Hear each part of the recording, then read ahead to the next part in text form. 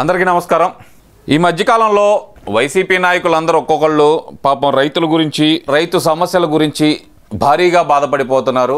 రైతులకు యూరియా దొరకట్లేదని, అలాగే చూస్తే కనుక రైతులకు గిట్టుబాటు ధర లేకుండా చేస్తున్నారంటూ వైసీపీ నాయకులు అయితే కనుక విపరీతంగా బాధపడిపోతున్నారు. ఏంటా వైసీపీ నాయకులకు అకస్మాత్తుగా రైతుల మీద ఎంత ప్రేమ వచ్చింది అని ఆలోచిస్తే కనుక వచ్చింది రైతుల మీద ప్రేమ కాదండి, వాళ్ళ పార్టీ మీద ప్రేమ. తుడిచిపెట్టుకుపోయే పరిస్థితిలో ఉన్నప్పుడు ఏదో ఒక విధంగా పార్టీని జాకీలు వేసుకొనో లేదంటే కనుక రాయి పేర్చో నిలబెట్టుకునే ఆశ అయితే కనుక ఎవరికైనా ఉంటుంది. అదే ఆశలో మరి వైసీపీ నాయకులు అయితే ఉన్నారు. మరీ ముఖ్యంగా చూస్తే కనుక గతంలో రైతులను ఉద్దేశించి ఆ నీళ్లు లేకపోతే ఏమన్నా పంటలు పండకపోతే ఏమన్నా అవుతుందా అంటూ మాట్లాడినా మన అంబటి రాంబాబు కూడా బయటకు వచ్చి ఈరోజు రైతుల బాధల గురించి మాట్లాడుతున్నాడు. అసలు పోలవరం అనేది పూర్తి అయితే కనుక రైతులకి నీటి కొరత ఉండదు అని చెప్పి ఒక విలేకరు అడిగితే పోలవరం ఎప్పుడైద్దాం మనకు తెలియదబ్బా, అదేదో వెళ్ళి ఇంజనీర్లు అడగండి అని మాట్లాడిన ఈ వ్యక్తి ఈరోజు రైతుల గురించి బాధపడుతున్నాడు అండి. ఒక్కసారి ఆయన ఏం మాట్లాడుతున్నాడో వింటూ అయితే విశ్లేషణ అయితే చేద్దాం మనం. చూశారు, ఏ పంటకి కూడా గిట్టుబాటు ధర లేదు. ఏ పంట అయినా తీసుకోండి, మిర్చి, పసుపు, పొగాకు, మామిడి, ఏ పత్తి, ఏ పంటకు తీసుకున్నా గిట్టుబాటు ధర కల్పించడంలో ప్రభుత్వం పూర్తిగా విఫలమైపోయింది. ఒక్క నిమిషం అంబటి రాంబాబు, ఇప్పుడు నువ్వు చెప్పిన అన్ని వాణిజ్య పంటలు, ఒక్క మామిడి కూడా వాణిజ్య పంట కిందకే వస్తుంది. వాణిజ్య పంట అంటే కనుక రాష్ట్రంలో కానీ మన దేశంలో కానీ వినియోగించిన తర్వాత విదేశాలకు ఏదైతే ఎక్స్పోర్ట్ అయితే చేస్తారో ఆ ఎక్స్పోర్ట్ను బట్టి రేట్ అయితే ఉంటుంది. అయినా నీకు ఎలా తెలుస్తుందిలే, మనం ఈ మధ్యే కదా వ్యవసాయం మొదలుపెట్టింది, కొత్తగా టోపీ పెట్టి నేను వ్యవసాయం మొదలుపెట్టా అన్నావు. ఎవరినో చూసి మొదలు పెట్టావులే, నువ్వు చేసే వ్యవసాయం వేరు, ఆయన చేసే వ్యవసాయం వేరు, మీ ఇద్దరు వ్యవసాయాలు వేరు కదా. అసలుకి మీ ఇద్దరు వ్యవసాయాలు వేరాయా? నువ్వు చేసే వ్యవసాయం అంతా గంట అరగంట వ్యవసాయం గురించి నువ్వు మాట్లాడుతున్నావు, రేట్ల గురించి నువ్వు మాట్లాడుతున్నావు. ఎక్స్పోర్ట్ అనేది లేకపోతే కనుక ఉత్పత్తి పెరిగినప్పుడు, ఎక్స్పోర్ట్ లేనప్పుడు అంటే డిమాండ్ లేనప్పుడు రేట్ అనేది తగ్గుతుంది. ఇది మౌలిక సూత్రం. ఇది దాన్ని ప్రభుత్వం ఎలా ఆదుకోవాలో అలా ఆదుకుంటుంది.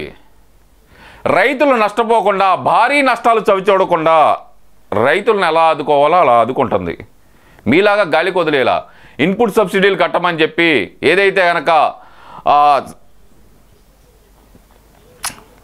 కనుక పంటల బీమా, ఫసల్ బీమా యోజన ఏదైతే కనుక కట్టకుండా 3 సంవత్సరాలు గాలికి వదిలేశాడే జగన్మోహన్ రెడ్డి, ఇది నేను చెప్పింది కాదు, కేంద్ర మంత్రి పార్లమెంట్ సాక్షిగా చెప్పింది. 3 సంవత్సరాల పాటు ఫసల్ బీమా అనేది రాష్ట్ర ప్రభుత్వం వాటా కట్టకుండా వదిలేసింది.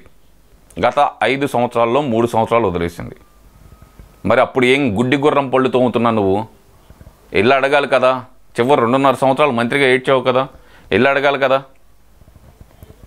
సెంట్రల్ గవర్నమెంట్ కట్టేసి వాళ్ళు ఇవ్వాలి, పేరు మాత్రం జగనన్న బీమా వేసుకోవాలి. అక్కడ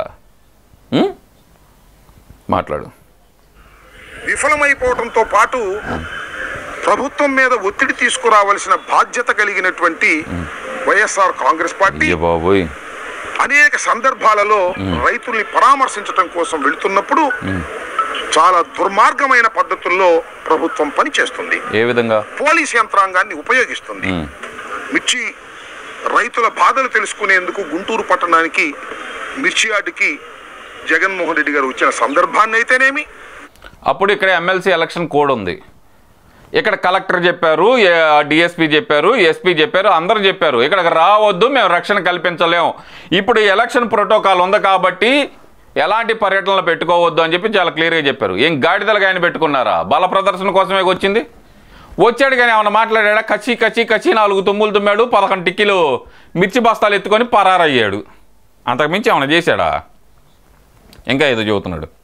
పొగాకు రైతుల్ని పరామర్శించడానికి వెళ్ళిన సందర్భం అయితేనేమి, పొగాకు రైతుల దగ్గరికి వెళ్ళారు. వాళ్ళకు పండిన పంట జరుగుతున్న నష్టాన్ని నివారించడానికి రాష్ట్ర ప్రభుత్వం ఏదైతే కనుక వాళ్ళకి 264 కోట్లు కేటాయించి వాళ్ళ దగ్గర 40 మిలియన్ల పొగాకు కొనడానికి రాష్ట్ర ప్రభుత్వం ఏదైతే ప్రణాళిక రచించిందో దాంట్లో దాదాపు ఒక టన్ను పొగాకునండి కాళ్ళ కింద వేసి పస తొక్కేశాడండి జగన్మోహన్ రెడ్డి తన మందను వేసుకెళ్ళి.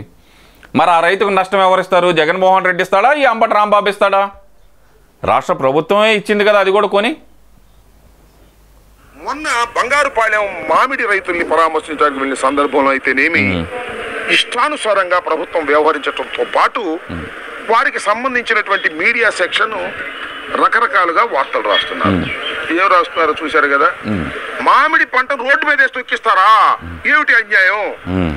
తొక్కించరా మరి? టమాటాలు తొక్కించలేదా ఇంతకు ముందు?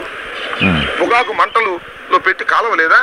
నిరసన. రైతు పంటని అమ్మటం కంటే రోడ్డు మీద వేసి తొక్కిస్తే బెటర్ అనుకునే దశకు ఈ ప్రభుత్వం తీసుకొచ్చినందుకు వద్దులే అంబట్రాంబాబు, ఏదన్నా అన్నాను అనుకో గొక్కబట్టి ఎడుతావు. చాలా గొక్కబట్టి ఎడుతున్నావు ఇప్పటికే. ఇప్పుడు పొగాకు పంటని ఆ వ్యక్తి చాలా క్లియర్గా చెప్పాడు. దాన్ని తొక్కిచ్చి దాన్ని నేను పొలానికి ఎరువుగా వాడుతున్నాను అని చెప్పి ఎవరైతే మీరు ప్రకటించిన రైతు ఉన్నాడో ఆ రైతే చెప్పాడు, ప్రభుత్వం మా దగ్గర కొంటుంది, ఇది పనికిరాని దుగ్గుని తీసుకెళ్ళి పొలంలో చల్లుకుంటున్నాను, పురుగు పుట్ర ఉంటే చనిపోవటానికి తగలబెడుతున్నాను అంటే ఆయనే చెప్పాడు. మళ్ళీ ఇక్కడికి వచ్చి డ్రామాలు వేస్తున్నా. టమాటాలు తొక్కిచ్చారా? మీ హయాంలో తొక్కిచ్చారా ఆ టమాటాలు? కొనే నాదులు లేక బంగారుపాళ్యం కాదు ముల్బాగులు, అలాగే చూస్తే కనుక ఈ ఏరియాలు మొత్తం రోడ్లు అమ్మట టమాటాలు పారబోసారు. మరి అప్పుడేం గాడిదలు కాస్తున్నా అవన్నీ మనకు కనపడవు. ఇప్పుడు వచ్చి మాత్రం కబుర్లు చెబుతావు. అయినా ఈ మామిడికాయలు తొక్కిచ్చింది ఎవడో? మీ అనుచరుడే కదా, జగన్మోహన్ రెడ్డి అనుచరుడే కదా తొక్కిచ్చింది. ఏదో రైతు తొక్కిచ్చినట్టు కబుర్లు చెబుతావు ఎందు? అప్పుడు దాకా పారబోయిన రైతులంట జగన్మోహన్ రెడ్డి క్యాన్వాయ్ వస్తుందని చెప్పి క్యాన్వాయ్ ముందల పూలు చల్లినట్టు మామిడికాయలు చల్లారంట. ఈడు చెబుతాడు, ఈడు కాదు ఇతను చెబుతాడు, మనం వినాలి. కబుర్లు ఆపాలి అంబట్రాంబాబు, నువ్వు కబుర్లు ఆపాలి. కబుర్లు ఆపలేదనుకో చాలా తేడా పడతావు. ప్రభుత్వం సిగ్గుపడాలి తప్ప తొక్కించారనేది ఒక ఇష్యూగా ఆ పత్రికలు రాస్తున్నా. ఇది సరైనటువంటి విధానం కాదని మనం చేస్తున్నాం. ఇవాళ వైఎస్ఆర్ కాంగ్రెస్ పార్టీ రైతు భరోసా కింద 13,500 రూపాయలు ప్రతి సంవత్సరం ఇస్తూ వచ్చింది. ఎన్ని సంవత్సరాలు ఇచ్చారు? 4 సంవత్సరాలు ఇచ్చారు. అంతకుమించి ఇవ్వాల. 5 సంవత్సరాలు మీరు ఇవ్వాల, 4 సంవత్సరాలు మాత్రమే ఇచ్చారు. ఆత్రం ఎందుకు నీకు? గారు ఏం చెప్పారంటే ఆ రైతు భరోసాని తీసేసి ఏమన్నాడు, అన్నదాత సుఖీభావ పేరు బ్రహ్మాండంగా మార్చాడు. పేర్లు మాత్రం బ్రహ్మాండంగా మారుస్తాడు. అన్నదాత సుఖీభవ అన్నాడు. అన్నదాత సుఖీభవ మొదటి సంవత్సరం ఎగ్గొట్టాడు. అన్నదాత సుఖీభవ మీరు ఎన్ని సంవత్సరాలు ఇచ్చారబ్బా? దాని గురించి సమాధానం చెప్పు. నువ్వు సమాధానం చెప్పలేవు. ఎందుకంటే నా బోటాడు వచ్చి క్వశ్చన్ అడిగాడు, ఇంకో తలకాయ దించుకొని వెళ్ళిపోతా ఉంటావు. ఎందుకు నీకు? మీరు ఇచ్చింది 4 సంవత్సరాలే. మీరు ఇచ్చిన దాని మీద డబల్ ఇస్తున్నారు. ఇక్కడ మీరు 13,500 ఇస్తే కనుక ఇంకొక 6,500 కలిపి 20,000 ఇస్తున్నారు. ఏది కేంద్ర ప్రభుత్వం వాటాతో కూడా కలిపి. గుర్తుపెట్టుకో అంబట్రాంబాబు. 20,000 రూపాయలు ఇస్తానని నువ్వు అధికారంలోకి వచ్చిన తర్వాత ప్రమాణ స్వీకారం చేసిన తర్వాత 20,000 ఇవ్వాలిగా. ఎందుకు ఎగ్గొట్టావు? పేరు బ్రహ్మాండంగా మార్చావు. 20,000 ఎగ్గొట్టి మొన్న వేస్తానంటున్నాడు 5,000, మళ్ళీ 7,000 ఏదో ఇన్స్టాల్మెంట్ గా వేస్తానంటున్నాడు. 1 సంవత్సరం ఎగ్గొట్టినందుకు చంద్రబాబు నువ్వు మోసగాడివి, చంద్రబాబు నువ్వు 420 అని అంటే తప్పేంటి? ఇప్పుడు మద్యపాన నిషేధం చేస్తాను, తల్లికి ఏదైతే కనుక ఎంతమంది పిల్లలు ఉంటే అంతమంది పిల్లలకి అమ్మ ఒడి వేస్తాను, సిపిఎస్ రద్దు చేస్తాను, ప్రతి మండలానికి కోల్డ్ స్టోరేజ్ కట్టేస్తాను, ఇవన్నీ చెప్పిన జగన్మోహన్ రెడ్డిని ఏమనాలి? 6093 అనొచ్చు కదా మేము. ఏం బట్రాంబాబు, నోట్లో నాలుక ఉంది కదా అని చెప్పి ఇష్టం వచ్చినట్టు మాట్లాడు మాకు. ఎంతమంది పిల్లలు ఉంటే అంతమంది పిల్లలకి వేస్తామన్నాడు, వేసాడా? వేయలేదు. రాష్ట్ర ప్రభుత్వం తరపునే కేంద్రం ఇచ్చే దాంతో కాకుండా రైతు భరోసా మీకు 13,500 ఇస్తానని చెప్పి కేంద్ర ప్రభుత్వం ఇచ్చే దాంతో కలిపి 13,500 అంటే 7,500 ఈ మహానుభావుడు ఇచ్చాడు. కేంద్ర ప్రభుత్వం ఇచ్చే 6,000 ఎంత అయింది? ఆ 13,500 రాష్ట్ర ప్రభుత్వం ఇస్తుంది అన్న 13,500 ఏమైంది? రైతుల్ని మోసం చేసిన జగన్మోహన్ రెడ్డిని 420 అంటంలో తప్పుందా? మద్యపాన నిషేధం చేస్తా అన్న జగన్మోహన్ రెడ్డిని 840 అంటంలో తప్పుందా? ఏదైతే సిపిఎస్ రద్దు చేస్తా అన్న జగన్మోహన్ రెడ్డిని 1680 అంటంలో తప్పుందా? చెప్పు. 420 అంటంలో తప్పుందా జగన్మోహన్ రెడ్డిని? 840 అంటంలో తప్పుందా, 1680 అంటంలో తప్పుందా? ఎందులో తప్పుందో నువ్వు చెప్పగలవా అంబటి రాంబాబు? నువ్వు చంద్రబాబు నాయుడు గారిని 420 అంటే కనుక నీ బతికేందయ్యా, నీ బతికేంది?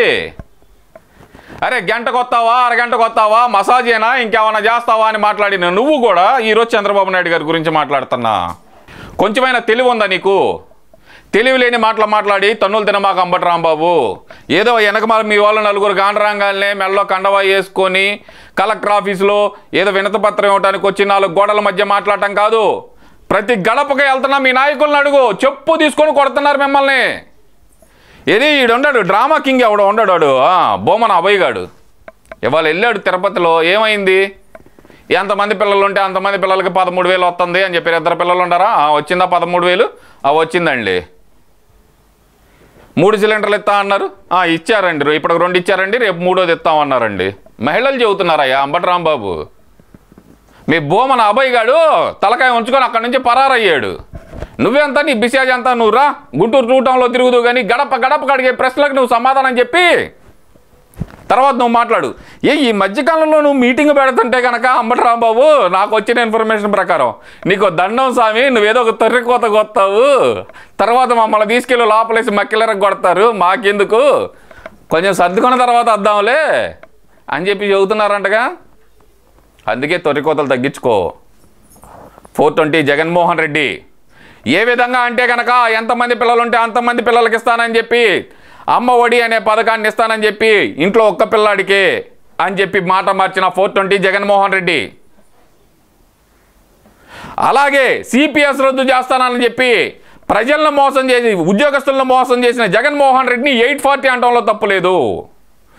అలాగే మద్యపాన నిషేధం చేస్తానంటంలో అని చెప్పి మహిళలను మోసం చేసిన జగన్మోహన్ రెడ్డిని 1680 అంటంలో తప్పేముంది? దీనికి సమాధానం చెప్పగలవా అంబటి రాంబాబు?